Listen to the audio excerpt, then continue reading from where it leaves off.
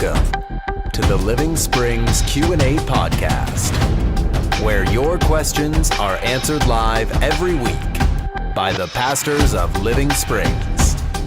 Thanks for tuning in.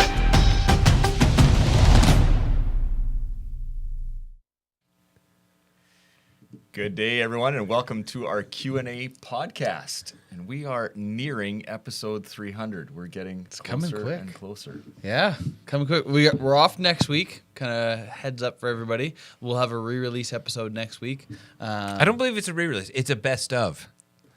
That's what you say. You got to make it sound. Well, that would imply like a montage where we're no. cutting It's one from of different the episodes. one of the best, probably the best episode. One of the best episodes we've ever done. We're re-releasing it because it's a best of. Doug's calling it a best of. I'm saying re-release, so don't hold it against me. All complaints can be directed to Doug at livingspringsrg.com if you think that was not our best work. But that then times out our 300th episode to be June 14th. Okay. So you have until, I'd say, June 10th at the latest to send in the feedback we've been calling for. If you've got thoughts on how this podcast has maybe changed your thinking on a specific subject, what you've liked about the subject, we're going to be giving away some gift cards is what we said. Or what you've hated. Yeah, send it in. We've said we'll answer any question. Yeah. Sure. We're open to negative feedback. We've got one person thus far. Shout out to you. You know who you are, who sent it in. So you're going to be winning all the gift cards if nobody else gets it in. That is awesome. Yeah. All the gift cards. All the gift cards. There are multiple gift cards. Nice. So I like it. Right on. We also need to give a call out for questions because we may just get through these today. Possibly. If we don't, we'd only be left. We got the week after next, the most. That's right. So we do need some questions. So if you've been thinking about a question, you'd like to send it in, you're like, I am not ready yet. Well, get ready and send it because we could use it. So that's where we are. maybe if you have like a question about the theological impact of a Rihanna song. That's really fishing, but Really specific. if you've been listening to Rihanna lately and thinking, man, What is theologically could be drawn from this? then send it in. Doug would love to answer that question.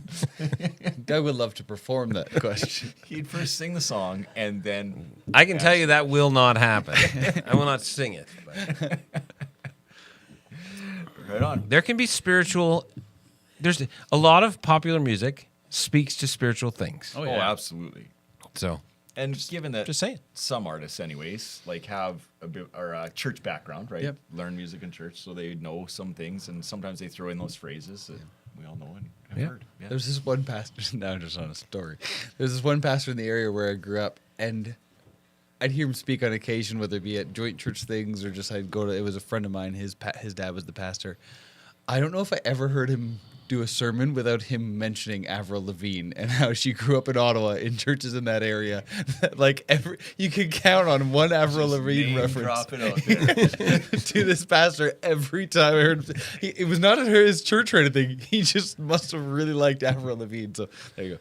She grew up in the same community. Brian Zond has actually done sermon series with the impetus being some of the lyrics from some of the bands that he likes. Yeah, it's his take on the At the Movies series that a bunch of churches have done at different times. absolutely. So, there you go. There you go. Should probably get into some real questions though. All right, so no AER, but first question is directed to you and I, Doug. It says, Blake and Doug, what led you to adoption? Were you starting to walk that path? Or we are starting to walk that path, and I would love to hear how you and your wives got there. Well, Lorelei and I talked about wanting to adopt before we even got married. And that was something we always wanted to do. And so we were married a couple of years, and we'd heard that there was a information night on adoption. So we went to it, and they said, fill out this form, and you won't hear from us for 5 years. So we were like, well, let's fill out the form. If it's going to be a 5-year wait, we might as well get started. So we filled out the form. This is at least my recollection. And then 6 weeks later, we got like a response. And so we were like, oh, maybe this is what you fill out, and then you wait 5 years. So we filled out that. And then the next thing came in the mail. And we just kind of kept going. Before we knew it, we were approved and then on the waiting list. And we were like, oh, okay.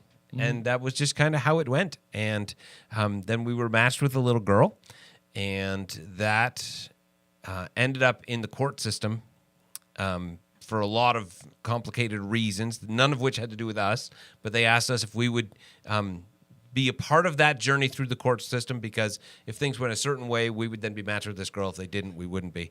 And in the end, we weren't. But then we, 2 months later, were matched with Megan, our oldest daughter. And then a couple of years later, we're like, let's do this again. And again, like we were like, okay, let's start the process because this will take a while. And at the time, they had a thing called, I can't remember, I think it was called legal risk. But they had legal risk and they had foster to adopt. They're very similar, but they were slightly different. And we were the only people in the Calgary area who were willing to do that at that time.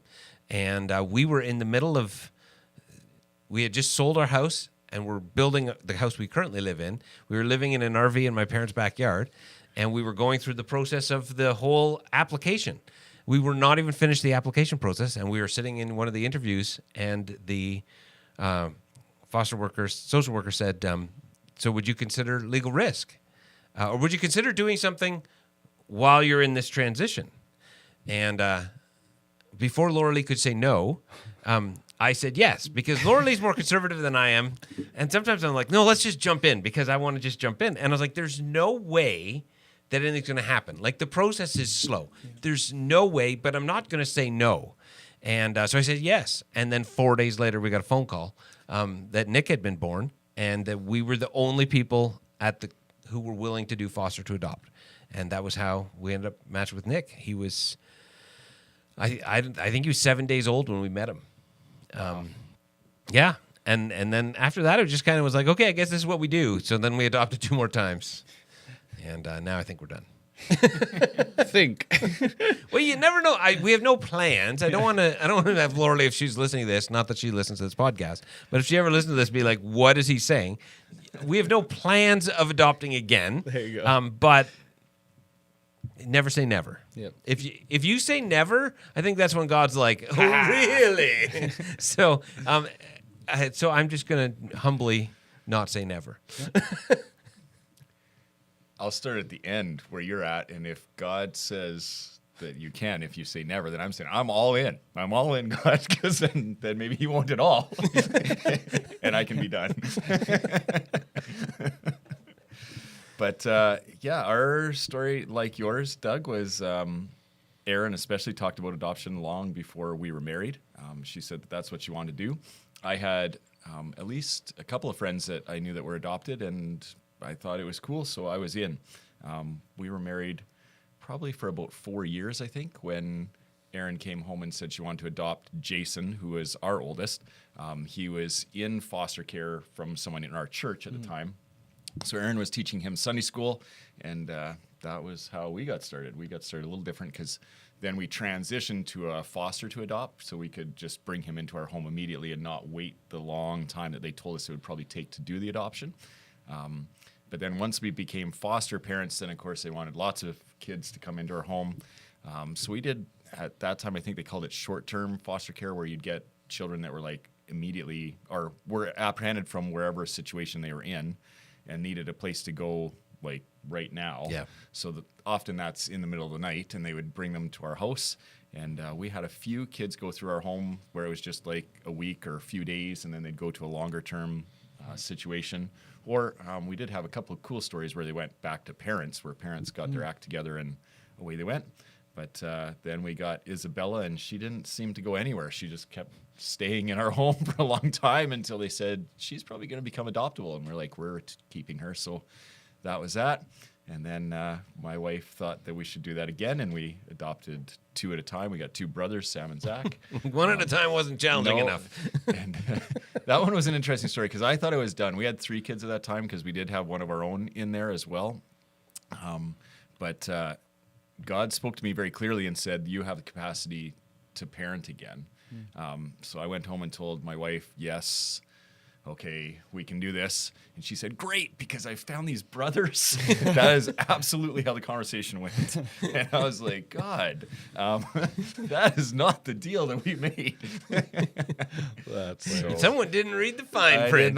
did not read the fine print to that one. So that's how we kind of got to adoption. We, like you, Doug, thought about that before we got married and kind of walked towards it and planned that out. So Yeah.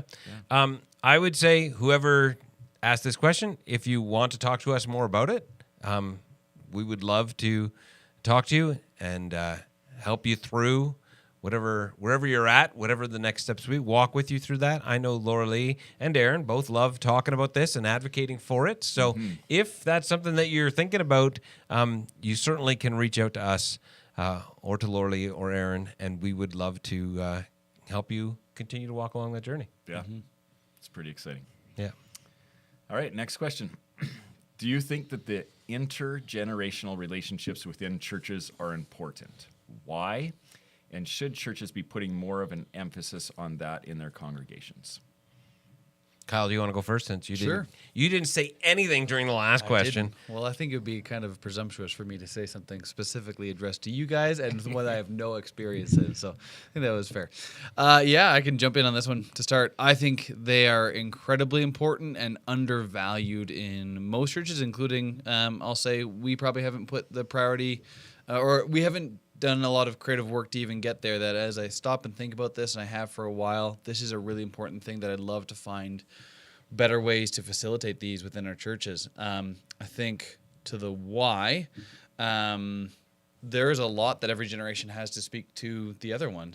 I would hope that those in their older years have learned a lot and grown in wisdom. Those that have served Jesus faithfully would have a humility and a gentleness and a wisdom they could pass along. Maybe even also to add on the timing. Maybe they're in their retired years where they got lots of time to give to a younger generation. I think younger generations have lots they could learn from somebody who's older. And oftentimes those relationships have been far apart from one another.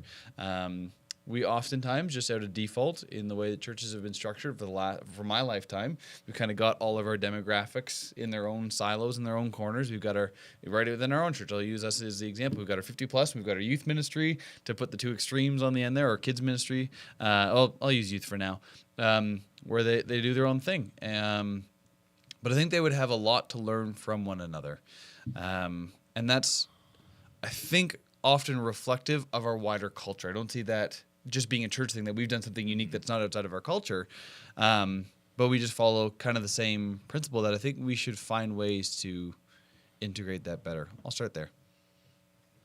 I think that they would be really, really good for the same reason, and I don't think just older people speaking to young people. No. But young people Absolutely reminding older people how to live more fearlessly. Yep. I remember reading the book by Earl Krebs, Reverse Mentoring, and it was about how older leaders need to be learning from younger leaders. We always look at mentoring as flowing from the older to the younger, and his point was that there's things that you've lost and you've forgotten as you get older, and I absolutely acknowledge that and can understand that. Right. When you're young, you have this fearlessness, right, and you have oftentimes this.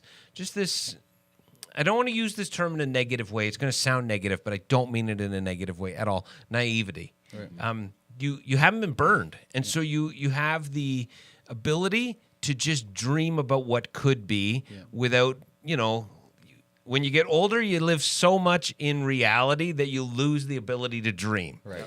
And there's something amazing about young people who haven't been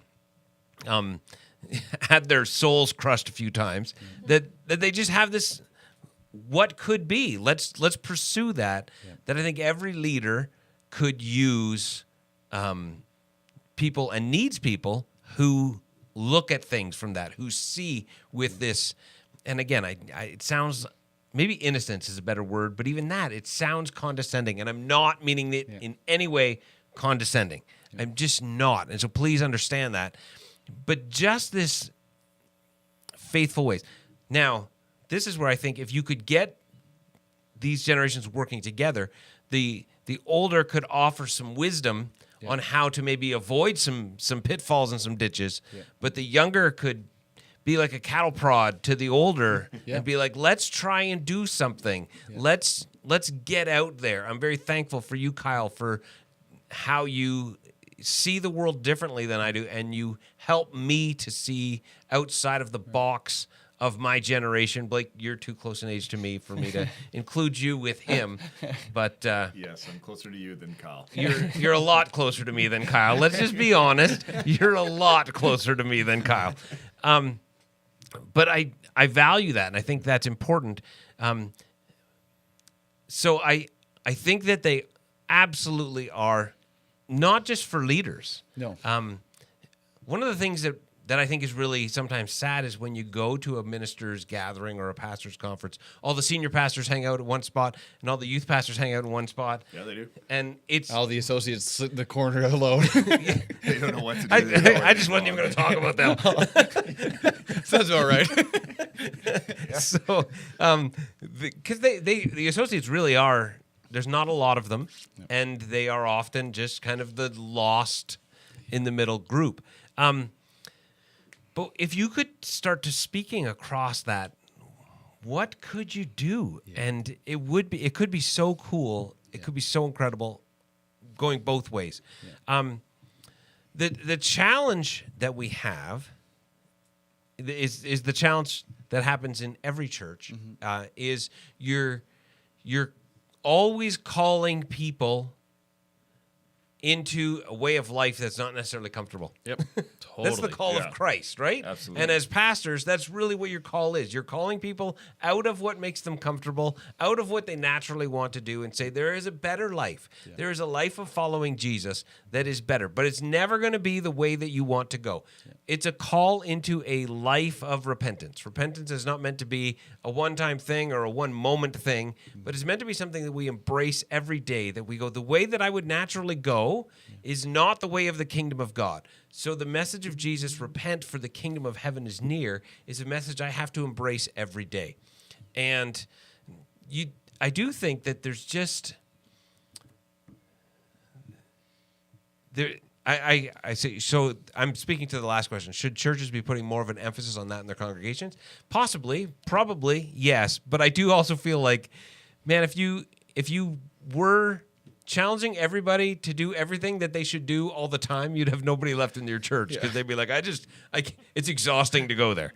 So I do see it, and I do think it's important, and I do think that even providing opportunities through some of our community events, community nights that we do, giving just the opportunity for those relationships to form, because you can't. Yep. You can't force the relationship. Yeah, right. No, and you're right. And I don't know if loss is the right word. It's changed over time. Yeah. Like, I think in all the churches that I've been part of and been aware of, and I'm very community oriented in that I haven't left Airdrie, so these are the churches I know, right, and the ones surrounding us. I think that we had more intergenerational stuff when churches were smaller, congregationally sized, and fit in the buildings they were in.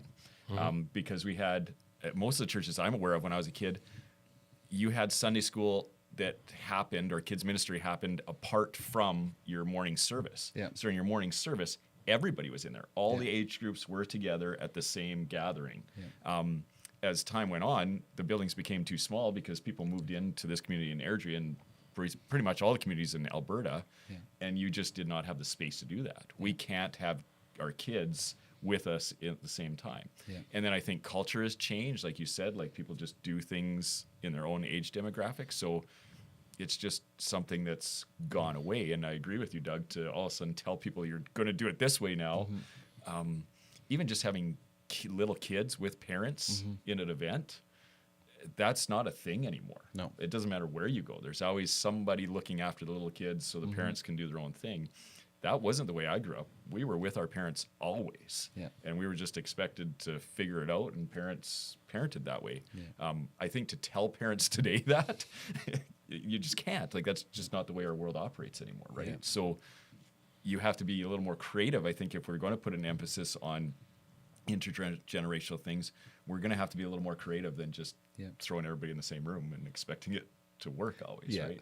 Oh yeah. But I think intergenerational isn't just parents and kids. No, it's I'm also just saying that's parents one piece and of people. it. Yeah, but Yeah. it also goes to older.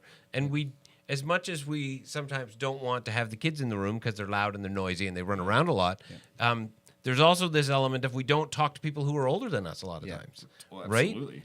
That we find somebody who is the same age as us, and that's the person we connect with, and then we stay in that demographic. Yeah. It's got to be intentional to make it happen and purposeful. And yeah, you're right, Doug. We can't just, and it's not to throw away all the other demographic places we have. I'm not advocating we get rid of 50 plus and youth and we just make one joint night, but to find those, that'd be entertaining. There's a new idea for one event. But I think it's got to be purposeful to make those connections and draw them together with that purpose and call them into the uncomfortableness of it all. And I think there'd be tons of added benefit. I think within our society, there's always been this passing along of, well, then these young people, X, Y, Z, that there's a lot of struggles that this generation, especially Gen Zs, are going through that are completely brand new struggles no other generation has, and it's easy to write them off as X, Y, Z. At the same time, I think within our culture, especially Western culture, seniors are so devalued. And we see that over and over societally that we assume, and Scott McKnight did a beautiful job in this on his book called Pastor Paul, where we've cultivated a youthfulness culture instead of a wisdom culture. And so the minute you hit a certain age, we assume you have nothing to contribute to the conversation or you're not of value. And I think a lot of us in society want to appear, we dress, we speak more youthful than we may even be because we value youthfulness and relevance. Instead, he calls us to valuing of a wisdom culture, which then is counter to, there's so much. It would allow intergenerations to see value in the seniors that we so often don't. And even the way that's represented in how we care for our seniors societally. I just think there'd be so much benefit to it in finding ways to purposefully do that, but also still honoring those demographics because there's something unique in being able to come together as, keep picking on the youth, teenagers, to share in their struggles together. That is valuable, but we can't just live there. The church has always been a countercultural movement that I think there's importance to find spaces there. The reality is that every generation, if you don't build those cross-generational, intergenerational relationships.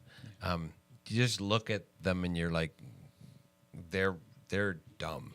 That just happens all the time, right? When you're young, you look at the older generation, you're like, they know nothing. They're doing everything wrong. And that's part of that youthful innocence that you think you figured it out now. Totally. But at the same time, there's people who are part of the older generation who look at young people and are like, kids today. And just resentful almost of them, right? I remember hearing the phrase, youth is wasted on the young, which you hear old people say because like they don't know, but it's like, no, it's not. That's what being young is. There's this quote. It says, the children now love luxury. They have bad manners, contempt for authority. They show disrespect for elders and love chatter in place of exercise. Children are now tyrants, not the servants of their households. They no longer rise when elders enter the room. They contradict their parents, chatter before company, gobble up all the goodies at the table, cross their legs, and tyrannize their teachers. You know who said that? I'm going to say it's old, just with some of the language. Socrates. That's Socrates. Wow. So has anything changed? No. Like you could turn on some Some parents did the same thing on TikTok last week. No, parents said it on Facebook. Yeah, there you go. No, there's parents. Anyways. But there is something that each generation has to offer the others. And not everything can be manufactured or orchestrated by the church leadership. Some of it has to just be people who go, I need this, and so I'm going to do it. Because as a church, we can't coerce people into anything. And that's, religion is always at its worst when it gets coercive because it loses the heart of Jesus.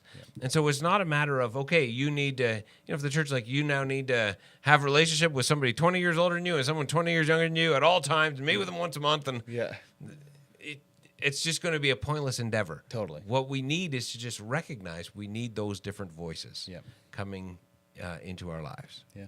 Yeah. Andrew Ingpen's watching, who oversees our 50 plus, and he's commented, "I'd be open to a joint youth and 50 plus event." So it looks like that's where we might be beginning. Well, he's the leader, so Exactly. he can make it happen. Perfect, Andrew. We'll talk. Right on. All right, we got a long question coming up here, but probably good. It starts by quoting Genesis 1, verse 31, which says, "God saw all that he had made, and it was very good." This may be less of a question and more a topic of interesting discussion, but here goes.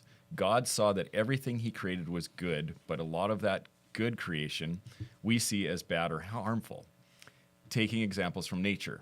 Earth, let alone the universe, was formed by colliding, collapsing, and exploding, which I think we view in a negative connotation, because if it were exposed, it would mean immediate death. But God called that very good. I think of the ecosystems on Earth where things are constantly starting life and losing life, but God says they are very good. Trees. Trees, although they can live an exceptional amount of years, eventually they fall down and more trees are waiting to take their turn. There is life and there is death, but God says that it is good. We are the current inhabitants of Earth, although we know at least one other species has been before. Go Dinos, in brackets. And they too now take their seat of what God said is very good and now is gone. I've heard Genesis needs to be read with a grain of salt, but I truly believe God did create everything and said it was very good. My question or topic stems from, well, there's a clear evil in the world, and you guys have talked about it here, but how does this very goodness fit into that, or is it not supposed to? Is that the whole idea of Jesus restoring? Just some late night thoughts as the Northern Lights made an appearance, which is a whole other example, but we can skip that for now. Awesome question. This is, awesome bunch of thoughts, because there's more in here than a thought. Can I just begin kind of 2/3 of the way through with Genesis needs to be read with a grain of salt? And I would disagree with that statement. I think Genesis needs to be read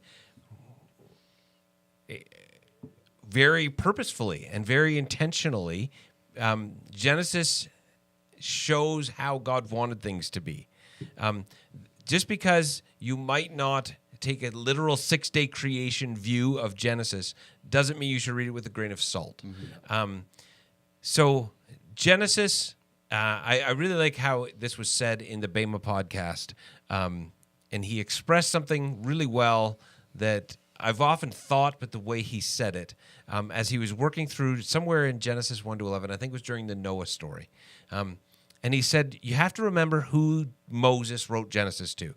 Now, his opinion and Eugene Peterson's opinion was that although there were different authors in the first 5 books. 5 books of the Bible, they all represent the voice of Moses. Yep. Basically, is what both Marty Solomon and Eugene Peterson said, and I really appreciated that. So I'm just going to say Moses for the sake of The documentary simplicity. hypothesis being summed up. Yes, exactly. Yeah. So just for the sake of simplicity, so that if you're like, I don't want to get AER, this is Doug, did you not know that they're, yes, we're good, but we're just going to say Moses. Moses writes these books to a group of people who just came out of hundreds of years of slavery in Egypt. And he is trying to help them understand how God is and who God is. They come out of Egypt. All they've known, all they've been, or most of what they've been exposed to is Egyptian gods, Egyptian creation myths, Egyptian religion. And now they're coming out, and God is speaking to Moses. And although there is an oral tradition that's passed down, certainly there would have been, God is now setting the stage to go, this is the truth. And this is, and I might get in trouble when I say this is the myth of truth. Yeah. And the reason I use that is I love how, I think it was C.S. Lewis, he talked about myth. And what is a myth? A myth is something that reveals what is true. It doesn't matter whether it's fact or fiction. Yeah. And I love that.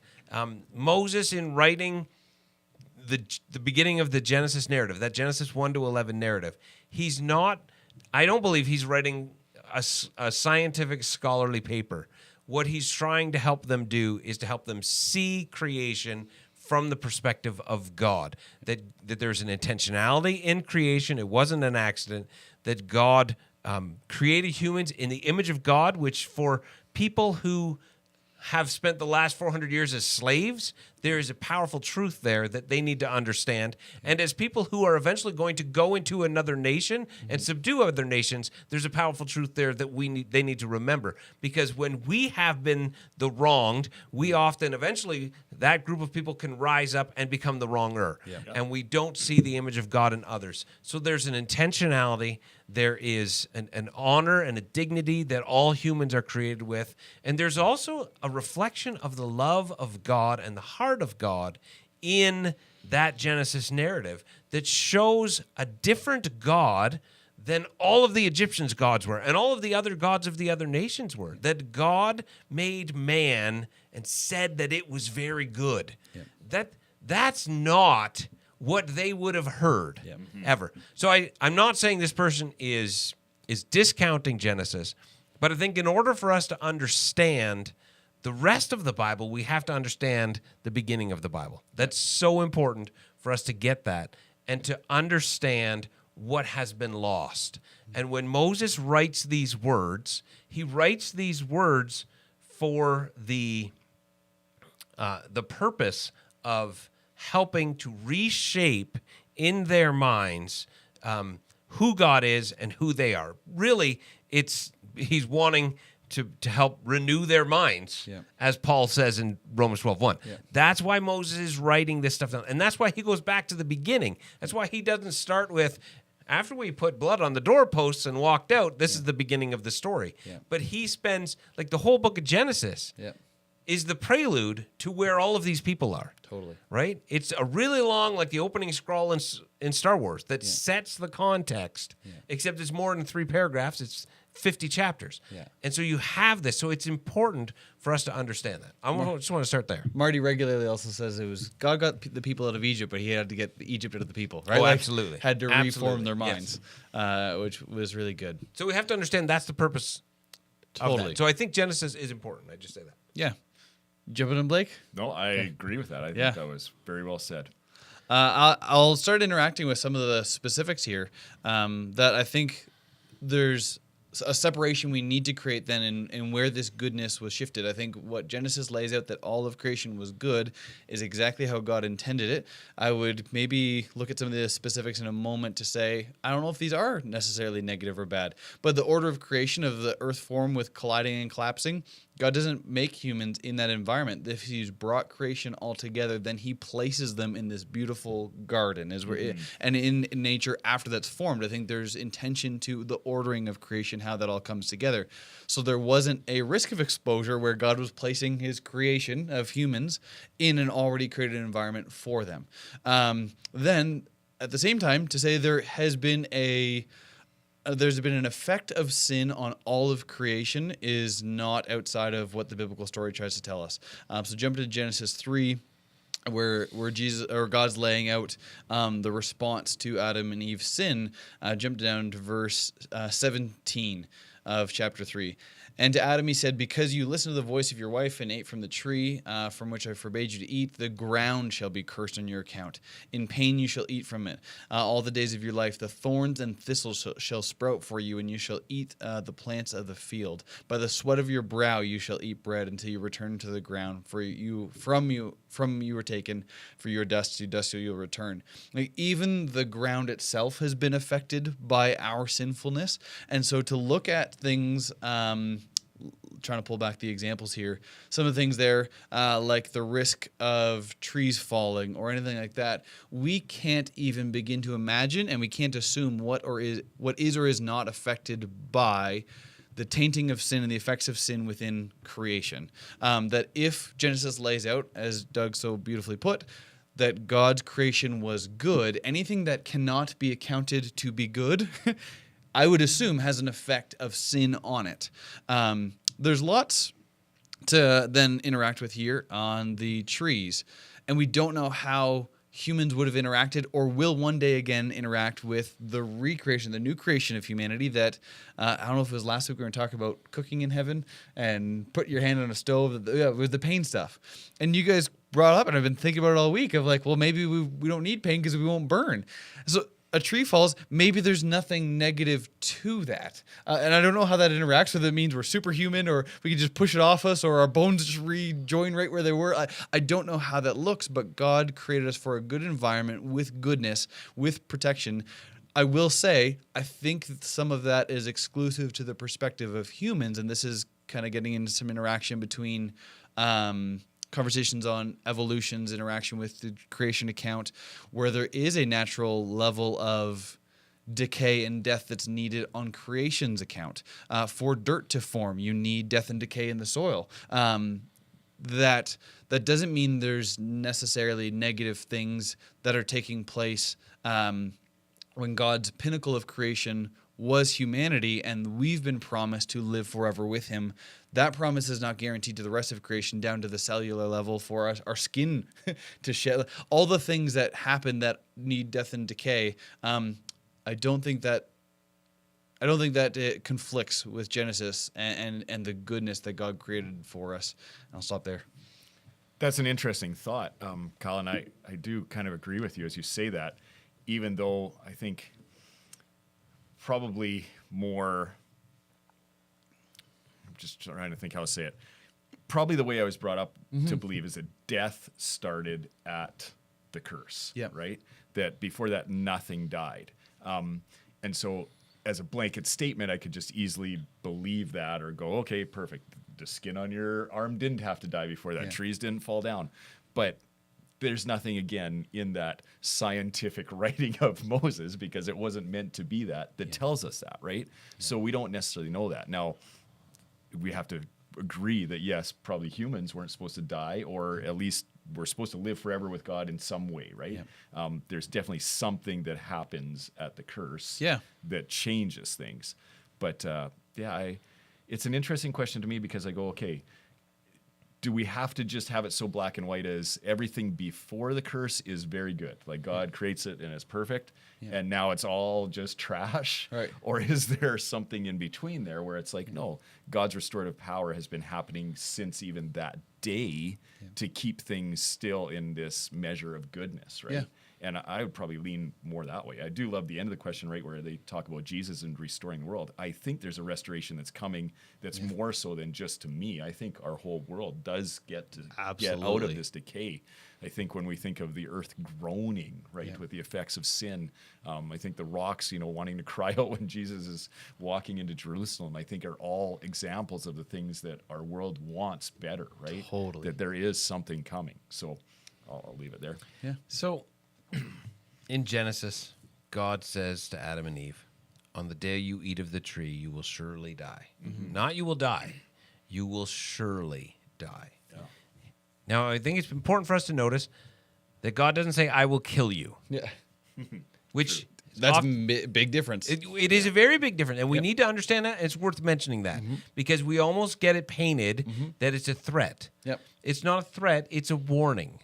On the day you eat, now God is speaking. And he says, on the day you eat of it, you will surely die. But on the day they ate of it, they did not die. No. So have we ever stopped to think about that? Because I think Christians haven't. We go, well, God was merciful. Well, first of all, God's not threatening them. He's warning them. But if God says, on the day you eat of it, you will surely die, and they don't die, if we take that very literally, one of two things. Either God was wrong or God was lying. Right. And neither one of those should be acceptable options to us. Yeah. Which leaves some other thing that we're missing. Yeah. And I look at it and I go, and I've gone on the record on this podcast before and said, I don't know how the world was created. I've never spent enough time researching on it to have an opinion, and so I don't feel qualified to have an opinion on it. And I don't feel like that prevents me from following Jesus wholly, and I don't believe that I'll have any trouble, I don't believe when I stand before God at the judgment, he's going to be like, Doug, you did not advocate hard enough for a 6-day literal creation. There will be lots of other things he needs to talk about way before that. But we look at this story and we get lost in this story and this narrative, and we've heard teaching on it and we've heard preaching on it that presents it like, and God was merciful and they didn't die that day. Yeah. Because they didn't physically die. What if there already was death? Like the fact that things lived and things died. Yeah. The death that he's speaking of is not physical death, but the death that he's speaking of is a death of relationship, a death of innocence, a death of not just a relationship, not just with God, but relationship with each other, because they're clothed. Yeah. Before that, they were naked and they felt no shame. And there is a beautiful truth there that's not just a sexual thing, right? We read that and we're like, but that's not just a sexual thing. They were completely transparent and vulnerable with who they were. There was no need to pretend to be somebody or to wear a mask. Yeah. There was a death to that. And so there was lots of death that happened on the day they ate it. It just wasn't a physical death. And sometimes I sit and as I ponder things like this, I go, maybe had Adam and Eve never eaten of that tree, it's not that they would have lived forever in their current state. I don't know. But maybe we would view death different. Maybe they would have seen death different. Maybe they would have understood death. And I'm not saying that's the answer, but I just look at it and go, there's something about that. If we genuinely take God seriously at his word in Genesis, that would be 3:2 would be the Garden of Eden, right? Yeah. That if we take God literally at his word, then there was a death that happened that day. And Paul says in Romans, the wages of sin is death. Yeah. And we claim to believe that, and we believe that that doesn't just mean that we're going to die as a result of our sin, but that death manifests itself in all sorts of different ways. Yeah. And when you look at that Romans verse, again, just to point out, and I think it's worth saying, it doesn't say God kills the sinner. Mm-hmm. It says that sin pays a wage, and that wage is death. Yep. But the gift of God is eternal life, right? So I just think that sometimes the narrative that we've been told, that God issues this threat in Genesis, that if you do this, you'll surely die. But then it's like the parent who is standing in line at Walmart and the kid's having a meltdown and they're like, if you don't stop misbehaving, we're going to leave right now. We're going to leave right. And everybody around knows that you're not going to leave right now. You already got all the stuff in the cart and you're going to have to come back if you leave right now. You're issuing an idle threat. And we almost make the Genesis passage out like God's issuing this idle threat. There was a state of goodness that existed in the garden that we have never understood, that we can't understand, I think, until we get fully to heaven. Yeah. But what does that mean with regards to death? I don't know. I just know that there was a lot of good, and there's still a lot of good, even in the midst of the fact that we know that things will die. We look around at creation, and we look around at it under the effect of death and under the impact of sin and that groaning that all creation is in, and we still go, man, there's a beauty there. There's a goodness there. There is something incredible there that is amazing, that testifies to God. Yeah. And so I think that I love this person's struggle. I love them wrestling through these tensions, that there's a goodness, but there's death. And if we believe in an evolutionary process, there was lots of death before that. But again, I go, if you read Genesis and you just take God at his word, then the death that he was speaking of could not have been physical death. Yep. Mm-hmm. Yeah. I hope that's been helpful. I don't really have much more to add there. No, I think, it's one of those things, like you say, Doug, that we probably don't have all the answers to, but we can definitely look around us and see that things are still good, that God still blesses us and all the rest. And yes, there's also evil in our world that is really real. And we all groan and long for the day that Jesus comes back and restores this whole thing. So. Yeah, and that should be our... Go ahead. That should be our response when we see the things that are not very good, when we hear more stories of earthquakes and tsunamis and those things that have devastated millions of lives, even within our lifetime, and just groan Lord Jesus, come. Like, Yeah. restore creation so this doesn't have to happen anymore. Like, those are the things where we go, this is clearly not the goodness. We can go to the top of a mountain and see, and we've all had that experience. Yeah. Jesus, you're so good. Look at your creation. And at the same time, we hear those news stories and go, Jesus, would you come? And there's that tension we live in. Yeah, And I absolutely. think that beyond even that, we have to remember our call. Yeah. All of us who are followers of Jesus, our call is to be priests who go into those places Yes. and who work to eliminate evil and bring justice Yeah. and bring righteousness so that things can be restored wherever we can restore them. Yeah. And so I think that's worth mentioning. Like we're not There's not some just far off magic happening one we don't day. get to The be flip switches. passive. we're not passengers waiting for Jesus to come back. Yeah. And one day Jesus is going to come back and then boom, that's it. Yeah. Yes, one day Jesus is going to come back and boom, that's it. In the meantime, Yeah. we have a job to do. We are called right now Yeah. to be priests. When we see evil, to somehow figure out how to respond to it. When we see wrong, to see when we see tragedy, what can we do to be a priest in that instance? Because that priestly calling that we see Jesus walk in, where the way that Jesus walked impacted the lives of the people around him, impacted the environment around him, impacted even creation around him with the calming of the storm. You see Jesus in that priestly role bringing goodness, and you see this switch from the Old Testament to the New Testament where what is holy and what is unholy touch, holiness spreads, not the uncleanness. Yep. That is the priestly calling that we've all been called into. And so if we go back to Genesis and we see this picture of this, and we see this narrative in Genesis 1 and 2, the first part of Genesis 2 at least, where there is this beauty and this goodness that doesn't have evil, there's a part of us that I think should go, oh, if only. But there's a part of us that also goes, okay, what part am I supposed to play in helping to restore that right now? Because Jesus in me wants to restore now. Not just Jesus when he comes back directly is going to restore then. Yes, I'm not discounting that and I'm not ignoring that. But in the meantime, we are a kingdom of priests. And we have a role to play. Greg Boyd, I know you listen to his podcast too. And I know everybody's going to have a different way that they see and respond to this stuff, but he's been really convicting me the last few months as he talks about the Christian's call to environmentalism and his concerns about global warming and those kind of things, of how we should be participating as stewards, or take your language, as priests, as participants of God's creation that we've been given now, and how to care for it and look at even those that are being impacted by global warming quickly and the most vulnerable places of society already as it stands. And so, yes, not just wait till one day, Jesus, you come and do something about that. I'm not sure what I could do, so I'll just wait it. But to be advocates and participants in seeing that. That's just one example of many. But I think that Christians were really slow on the ball when it came to environmentalism. Oh, right? No, we're still are. I think culturally we're still largely there.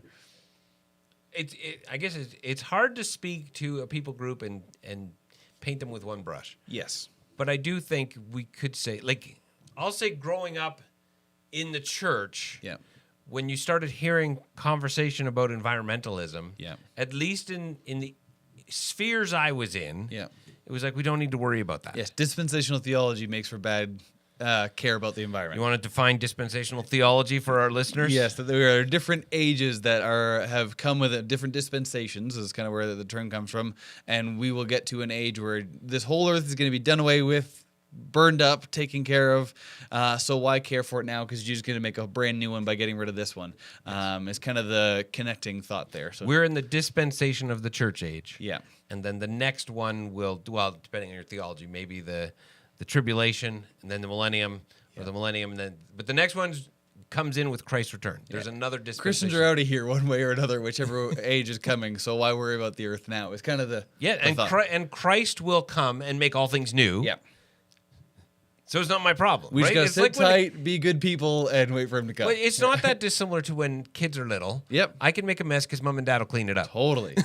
Totally. And originally, that was the way that Christians, at least in the circles that I ran in, kind of responded to environmental issues. Well, Dad's coming; he'll take care of it. I and 3 of my buddies were at camp one year, and definitely discussing this, and we decided we'd start a group called CAR, which stood for Christians Against Recycling, because we were being told we had to recycle. We're like, this is stupid. Jesus is going to restore everything. We don't need to worry about this. And I was a strong advocate for this group. And then I went to Bible college, and one of my theology teachers was this native guy. Yeah. And I don't even think it had anything to do with what he was teaching. He just went on this rant this one day about just being empowered by God to steward and take care of this planet. And of course, you know, a native kind of thinking in that. Yeah. But man, I was convicted. I will never forget that day sitting in that class and just being like, whoa, I am so wrong. So wrong. I tore up my card, you know, a card carrying member for Christians Against Recycling, and I started recycling. I think attached to dispensational theology too is the world is getting worse and worse and worse. So what can we, instead of this mindset of we are to be the kingdom of God expanding and bringing more goodness, that also is like, well, what can we do? We just gotta. I know that we've talked about the Benedict option. I think that's kind of where he lands a little bit too. Of like, well, it's getting bad, so let's pack up and hide outside of society. Yeah. He's got a lot of good to say in that book, but that's the mentality. So it's like, so why even bother? Because it seems to be that things have to get much worse before God can return. So why try? But anyways, that's a rabbit trail. But it's connected. I think that is the result of a dispensationalistic premillennial theology. Yep. That has taken premillennial, Christ will return before the millennium, talked about in Revelation.